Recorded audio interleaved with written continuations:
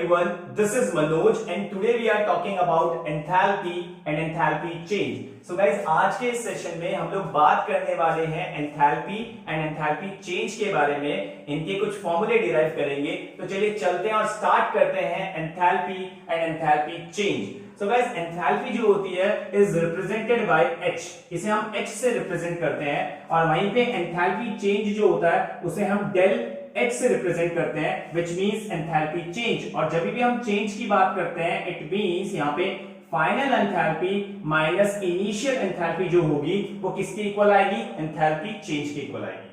Guys, basically जो enthalpy होती है वो होता है H is equal to U plus PV, जहां पे H क्या है? जहां पे H है एंथैल्पी, यहां पे जो U है, U को हम लोग कहते हैं internal energy, internal energy, and where P is, P यहां पे क्या है? P यहां पे प्रेशर है। कौन सा प्रेशर है? एक्सटर्नल प्रेशर, एक्सटर्नल प्रेशर इसे हम लोग कहते हैं। And where V is volume. So guys, enthalpy basically क्या होता है? Enthalpy is equal to internal energy plus the product of external pressure and volume. So H is equal to U plus PV। So अगर हम इसको और भी अच्छे से डिफाइन करें तो मैं ये कहूंगा गाइस कि जो एंथैल्पी होती है which is H is equal to internal energy. Internal energy है क्या? इंटरनल एनर्जी है energy, the sum of energy of all molecules. तो जितने भी मॉलिक्यूल्स हम लोगों को दिखते हैं, मॉलिक्यूल लेवल के बीच में जो एनर्जी होती है, मॉलिक्यूल्स के बीच में जो एनर्जी होती है, उन सारी एनर्जी का जो सम होता है वो होता है हमारा इंटरनल एनर्जी। सो गाइस, एंथैल्पी जो होती है वो इंटरनल एनर्जी के इक्वल होती है, इंटरनल एनर्जी। और इंटरनल एनर्जी क्या होती है? मैंने कहा था वो एनर्जी, वो सम ऑफ एनर्जी जो किस किस के बीच में हो, या तो मॉलिक्यूल्स के बीच में हो, या एटम्स के बीच में हो, इलेक्ट्रॉन्स, न्यूक्लियस के बीच में हो। सो इनके बीच में जो भी एनर्जी आती है उन सबका सम क्या कहलाता है? इंटरनल एनर्जी कहलाता है। जैसे फॉर एग्जांपल, अगर मैं किसी क्रिस्टल को लेता हूं और इस क्रिस्टल के अंदर क्या होंगे? मॉलिक्यूल्स होंगे। अब आपको पता है ये मॉलिक्यूल्स रैंडम मोशन में होंगे। सो इन मॉलिक्यूल का जब रैंडम मोशन होगा तो उनमें कौन सी एनर्जी होगी? काइनेटिक एनर्जी होगी। सो काइनेटिक एनर्जी किसके बराबर होगा? इंटरनल एनर्जी के। वहीं पे अगर मैं बोलता हूं कि ये मॉलिक्यूल जब मूव करेंगे तो इनके बीच में कोई फोर्स ऑफ अट्रैक्शन भी होगा, तो फोर्स ऑफ अट्रैक्शन का मतलब क्या है? यहाँ पे पोटेंशियल एनर्जी भी होगी मॉलिक्यूल्स के बीच में। सो मॉलिक्यूल रैंडम मोशन कर रहे हैं मतलब काइनेटिक एनर्जी है मॉलिक्यूल के बीच में, मॉलिक्यूल के बीच में फोर्स ऑफ अट्रैक्शन है मतलब उनके बीच में पोटेंशियल एनर्जी है। तो ये जो मॉलिक्यूल के बीच में जो एनर्जी एस्टैब्लिश हो रही है, kinetic energy, potential energy, rotational energy, vibrational energy, उन सबका सम क्या होता है? इंटरनल एनर्जी होता है। प्लस ये जो आपको P और V दिखाई दे रहा है, ये P और V एक्चुअली में है क्या? ये है वर्क डन। अगर आप वर्क डन को देखोगे तो वर्क डन आपको यहाँ पे करना पड़ रहा है ताकि आप किसी क्रिस्टल के प्रेशर को और वॉल्यूम को कहां तक लेके जाओ? P और V तक लेके जाओ। सो गाइस, यहाँ पे जो P और V है वो एक्चुअल में क्या है? वो है वर्क डन, ताकि आप किसी भी सिस्टम के प्रेशर को और वॉल्यूम को P और V तक लेके जाओ। तो मैं क्या कहूंगा? मैं कहूंगा it is equal to internal energy plus किसके इक्वल है? To establish system at PV from empty space। It means अगर आप किसी क्रिस्टल या किसी सिस्टम के प्रेशर और वॉल्यूम को P और V तक लेके जा रहे हो, इट मींस आप वहां पे क्या कर रहे हो? वर्क डन कर रहे हो। तभी थर्मोडायनेमिक्स में जो वर्क डन होता है वो किसके इक्वल होता है? P डेल V के इक्वल होता है, अगर आपको याद होगा तो। सो गाइस, यहाँ पे जो एंथैल्पी है वो बेसिकली क्या है? H is equal to U plus PV, जहां पे U क्या है? Internal energy. इंटरनल एनर्जी क्या होती है? सम ऑफ ऑल एनर्जीज जो किस किस के बीच में एस्टैब्लिश होगी? मॉलिक्यूल्स के बीच में, एटम्स के बीच में, इलेक्ट्रॉन्स के बीच में। ये एनर्जी कौन कौन सी हो सकती है? मॉलिक्यूल अगर रैंडम मोशन में होंगे तो काइनेटिक एनर्जी होगी, फोर्स ऑफ अट्रैक्शन अगर उनके बीच में होगा तो पोटेंशियल एनर्जी होगी, रोटेशन अगर वो रोटेट कर रहे होंगे तो रोटेशनल एनर्जी, अगर वो वाइब्रेट कर रहे होंगे एक ही पोजीशन पे तो वाइब्रेशनल एनर्जी।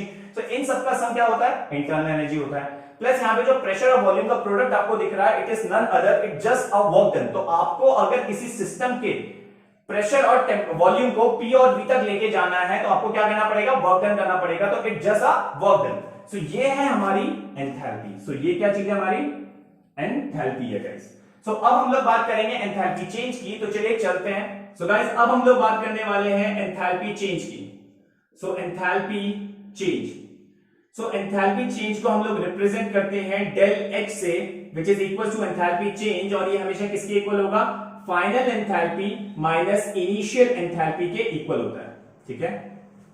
सो एंथैल्पी चेंज हमें पता है कि जो H होता है वो किसके इक्वल होता है, U प्लस P V के। सो अगर मैं इसमें चेंज लेके आता हूं, इट मींस ये बन जाएगा del H is equal to del U plus del P V ये बन जाएगा। अब जैसे ही गाइस इसमें डेल वाला साइन आ जाएगा, अब इनके दो पार्ट में ये डिवाइड हो जाएंगे। अगर मैं बोलता हूं एट कांस्टेंट वॉल्यूम है, एट कांस्टेंट वॉल्यूम, अगर मैं कांस्टेंट वॉल्यूम की बात करूंगा तो ये वाली इक्वेशन बन जाएगी del H is equal to del U। अब वॉल्यूम कांस्टेंट है तो वॉल्यूम बाहर आ जाएगा और ये बचेगा डेल P। और अगर मैं बोलता हूं कि इसी इक्वेशन में हमें लगाना है एट कांस्टेंट प्रेशर, सो कांस्टेंट प्रेशर का मतलब ये है कि जो ऊपर वाली इक्वेशन है वो बन जाएगी del H is equal to del U plus P del V। और न्यूमेरिकल में और हमारे सिलेबस में जो सबसे ज्यादा इक्वेशन यूज होने वाला है वो होने वाला है ये वाला, मतलब आप एंथैल्पी चेंज निकालेंगे जब प्रेशर क्या होगा, कांस्टेंट होगा। सो सिंपल है guys, we know that H is equal to U plus PV। तो अगर मैं चेंज करूंगा तो del H del U del PV। तो यहाँ पे दो केस बनेंगे, अगर कांस्टेंट वॉल्यूम है तो V डेल P हो जाएगा, और अगर कांस्टेंट प्रेशर है तो P डेल V हो जाएगा। और ये वाला फॉर्मूला हम सबसे ज्यादा यूज करेंगे न्यूमेरिकल्स वगैरह करने में। इट मींस हम बात करेंगे एंथैल्पी की एट कांस्टेंट प्रेशर पे। तो ये था एंथैल्पी चेंज जो हमने निकाला एट कांस्टेंट वॉल्यूम पे भी और एट कांस्टेंट प्रेशर पे भी।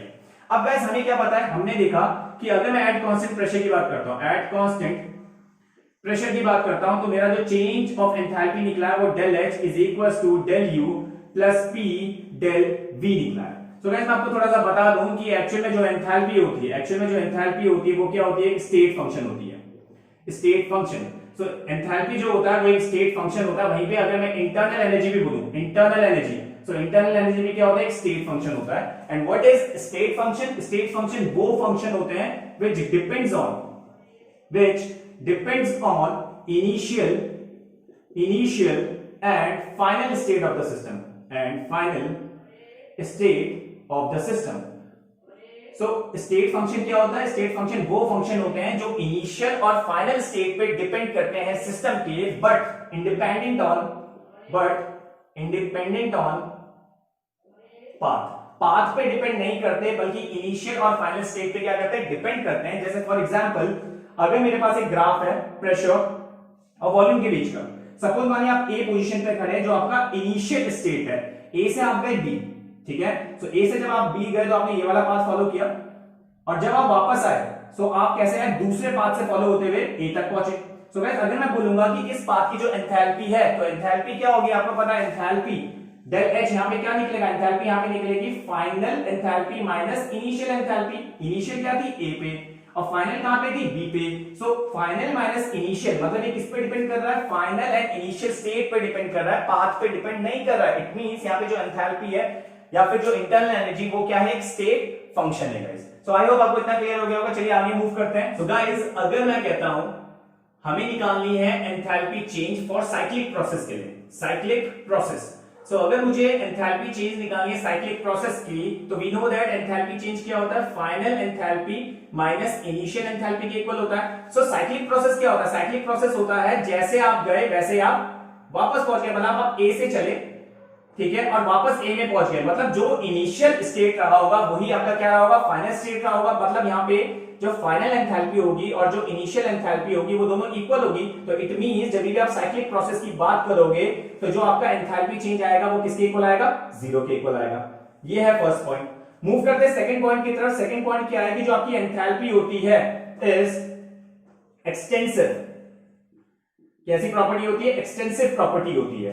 और गाइस अगर मैं एक्सटेंसिव प्रॉपर्टी की बात करूं तो एक्सटेंसिव प्रॉपर्टी वो प्रॉपर्टी होती है which depend on amount of matter, जो अमाउंट ऑफ मैटर पे डिपेंड करती है उसे कहते हैं एक्सटेंसिव प्रॉपर्टी। ऐसी एक और होती है इंटेंसिव प्रॉपर्टी। इंटेंसिव प्रॉपर्टी वो होती है which does not depend on amount of matter, जैसे डेंसिटी। डेंसिटी जो होती है वो अमाउंट ऑफ मैटर पे डिपेंड नहीं करती।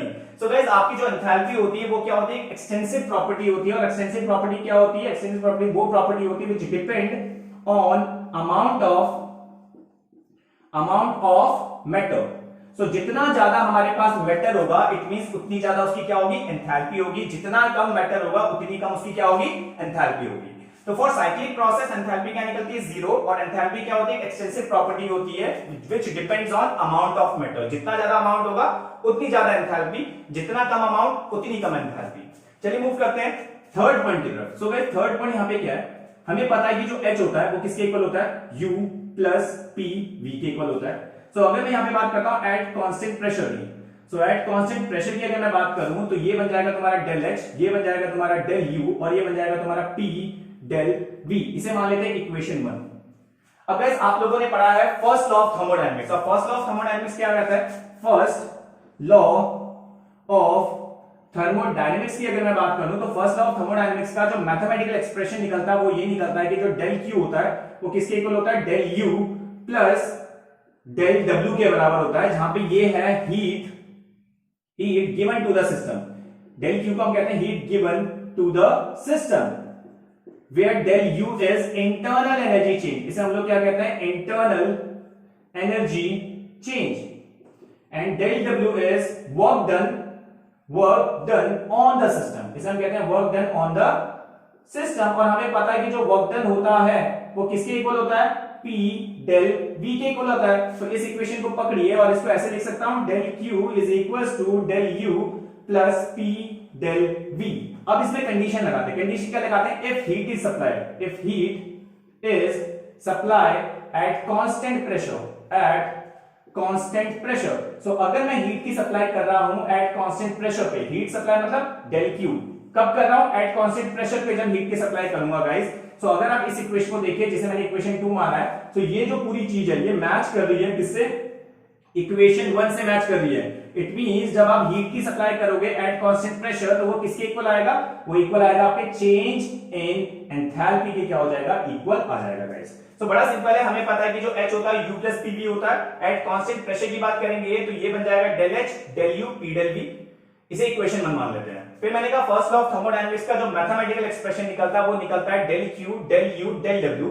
ये है heat given to the system, internal energy change और work done on the system, जिसमें वर्क डन क्या होता है? P डेल V होता है। तो मैंने यहाँ पे P डेल V रख दिया और कंडीशन लगा दी कि if heat is supplied at constant pressure. So जब भी हीट की सप्लाई कांस्टेंट प्रेशर आप करोगे तो ये पूरी वैल्यू ऊपर मैच कर रही है इस वाली वैल्यू से। तो इट मींस जब हीट की सप्लाई होगी एट कांस्टेंट प्रेशर तो वो किसके इक्वल आएगा? चेंज इन एंथैल्पी के इक्वल आएगा। सो गाइस आई होप आपको ये क्लियर हो गया होगा। चलिए मूव करते हैं, आगे देखते हैं। लास्ट पॉइंट की बात करते हैं और लास्ट पॉइंट क्या है? हमें पता है कि जो H होता है वो किसके इक्वल होता है? U प्लस P V के इक्वल होता है। सो अगर मैं एट कांस्टेंट प्रेशर की बात करता हूं, एट कांस्टेंट प्रेशर की, तो ये बन जाएगा डेल H, ये बन जाएगा डेल U और ये बन जाएगा P डेल V। ये हमारा बन जाएगा। ये क्या निकाला हम लोगों ने? ये निकाला हमने एंथैल्पी चेंज। सो गाइस अगर मैं एंथैल्पी चेंज की बात करता हूं और इस पे लगाता हूं ideal gas equation, ideal gas equation, हम लोग ये मान के चल रहे हैं कि हमारी जो गैस है वो कैसी है? आइडियल है। आइडियल अगर कोई गैस हुई तो वो आइडियल गैस इक्वेशन को फॉलो करेगी जो कहती है PV इज इक्वल टू में क्या होता है? nRT। अब गाइस होता क्या है कि most of the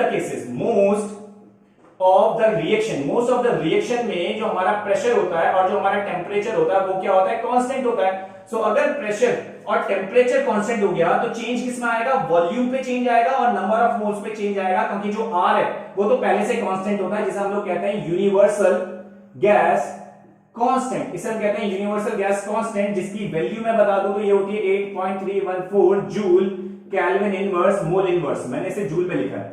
so guys आपको पता है प्रेशर कांस्टेंट हो गया, टेम्परेचर कांस्टेंट हो गया, R कांस्टेंट हो गया। तो अगर आप वॉल्यूम पे चेंज कर सकते हो तो किसमें चेंज आएगा? नंबर ऑफ मोल्स पे चेंज आएगा। सो हमारी इक्वेशन कुछ ऐसी बन जाएगी। क्या मैं इस इक्वेशन को इक्वेशन 1 में रख सकता हूं? Put this value in equation 1। तो जैसे ही मैं इसे इक्वेशन 1 में रखूंगा, यहां से उठा के इसकी जगह पे रखूंगा तो ऊपर वाली इक्वेशन क्या बन जाएगी? ऊपर वाली इक्वेशन हमारी बन जाएगी del H is equal to में del U plus del nRT, जहां पे ये जो डेल n है ये मैं लिखूंगा डेल Ng। अब गाइस आप बोलेंगे डेल Ng क्यों लिखा? क्योंकि मैं बता दूं कि ये जो डेल Ng आपको दिखाई दे रहा है इसे हम कहते हैं नंबर ऑफ मोल्स। ये निकालते कैसे? Number of moles of product minus number of moles of reactant. लेकिन ये सिर्फ और सिर्फ किसका होना चाहिए? ये सिर्फ और सिर्फ होने चाहिए गैसेस के। जैसे फॉर एग्जांपल अगर मैं बात करता हूं आपको डेल Ng निकालना है तो आप कैसे निकालेंगे? जैसे फॉर एग्जांपल मेरे पास है 2NH3 अमोनिया जो गैस होती है, मैंने इसे ब्रेक डाउन किया तो ये बन गया हमारा N2 जो गैस होती है और हमारा बन गया ये 3H2 जो क्या होती है? गैस होती है। सो अगर मुझे यहाँ पे डेल Ng निकालना है तो कैसे निकालूंगा? आपको पता है it is equal to number of moles of product minus number of moles of reactant. तो प्रोडक्ट में हमारे पास कितने हैं? 3 और 1, टोटल मिला के हमारे पास कितने हैं? 4 यहाँ पे नंबर ऑफ मोल्स है माइनस कर दीजिए रिएक्टेंट से, रिएक्टेंट के हमारे पास कितने 2 है, तो यहां पे जो डेल एन जी निकलेगा वो कितना निकल जाएगा 4 minus 2 which is equal to 2 निकल जाएगा गाइस। सो ये हमारा आ जाएगा del N G. So guys ये है लास्ट रिलेशनशिप जिसमें हमने देखा कि H जो होता है वो U प्लस पीवी के इक्वल होता है, जिसमें अगर मैं एक कांस्टेंट प्रेशर लूंगा तो del H del U P del V बन जाएगा। अब मैं ये कह रहा हूं कि जो मेरी गैस है वो आइडियल गैस है, सो इट मींस अगर गैस मेरी आइडियल गैस है तो आइडियल गैस इक्वेशन को फॉलो करेगी, और आइडियल गैस इक्वेशन क्या कहती है, PV nRT कहता है। सो PV nRT में most of the cases pressure और टेम्परेचर क्या रहता है, कांस्टेंट रहता है। R पहले से यूनिवर्सल गैस कांस्टेंट है जिसकी वैल्यू हमें पता रहती है। सो वॉल्यूम में चेंज हो सकता है और नंबर ऑफ मोल्स में चेंज हो सकता है। अब इसकी वैल्यू मैंने यहां रख दी तो ये फॉर्मूला हमें मिल गया, और यही फॉर्मूला सबसे ज्यादा न्यूमेरिकल में यूज किया जाता है, जहां पे H क्या है, चेंज इन एंथैल्पी, जो किसमें निकलेगी, जो निकलेगी किलो जूल पर मोल में, ठीक है। डेल यू यहां पे क्या है, change in internal energy. N क्या है, which is equal to number of moles of product minus number of moles of reactant. R यहां पे क्या है, universal gas constant, and T यहां पे क्या है, टेम्परेचर है। सो आई होप गाइस आपको एंथैल्पी और एंथैल्पी चेंज बहुत अच्छे से समझ में आ गया होगा। अगर समझ में आ गया तो please be connected with me, ताकि आगे आने वाली सीरीज में आपको कोई भी प्रॉब्लम ना हो। तब तक के लिए थैंक यू सो मच।